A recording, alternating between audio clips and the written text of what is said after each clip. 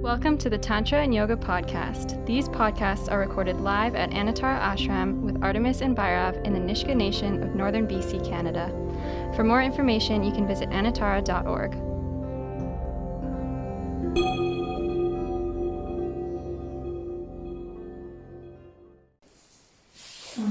Question about staying authentic. Like, if you're going to be authentic, you kind of have to have an understanding of who you are. Mm-hmm. But like, how do you know who you are and be authentic? Like, it's right. Yeah, that's a great question. I have no idea who I am. I have no idea. And actually, I have less of an idea of who I am now than I did when I first started trying to figure out who I am, if that makes sense. So I didn't know who I was when I first started to try to find myself, but I had an idea. And now, like, as we continue to progress along the spiritual path, if we want to call it that, I have less and less of an idea of who I am, but more and more of an ability to be authentic. And how is that possible? I can't say for certain, but what I can say is that in my own experience, there is a natural intuition in every moment of what the moment is requiring us to do or not do. And if through meditation, we learn to be quiet, we learn to be still, we learn to listen to our heart. And at the same time, we also start to unravel this person. We also start to unravel this idea of who I am. And we come more and more into this place of not knowing. And it's actually from this place of not knowing that we are surrendered to the possibilities of the moment. In not knowing, if I can be in the moment in a not knowing, being completely surrendered, then I can be spontaneous. And in spontaneity is intuition, just going, just acting, without the hindrances of my mind saying, you can't do things like that. You don't behave that way. Or you need to give that person a moment of your time. If not, they might be sad, or you might hurt their feelings if you say no. You might, and so that is actually still the mind. This idea that you need to be a good person, this idea that you need to behave in a particular way, that in order to be authentic, you need to even set energetic boundaries. I hear this a lot, but I don't think the people who are talking about it even know what they're talking about. It's great, okay, sure, we need to set energetic boundaries, but what does that even mean?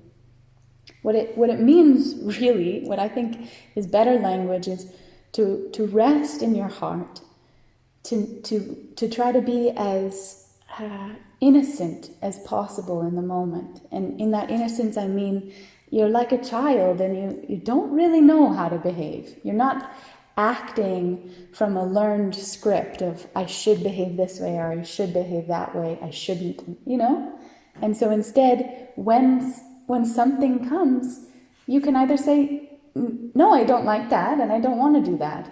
Or, I think you're being rude right now. And you can also say, I love you so much, and not even know the person, or this is a beautiful moment, let's dance together, So there's this ability to act in the moment authentically, which just means, with whatever the moment is calling for. And you don't need to know who you are in that. The thinking that you know who you are means that you have constructed beliefs that then you're acting from, which isn't very authentic. It's like, I've learned that a good person says this in this moment, and that's not authentic. It's fine. It might make everyone happy. It might make more people like you, but it's not authentic. Yeah. That's why in a self-inquiry we ask, who am I? Not with object to an answer, but to direct our attention back to the place in which we came. And there isn't really an I there. Okay, there's like, we can all have a sense that we exist and that we're,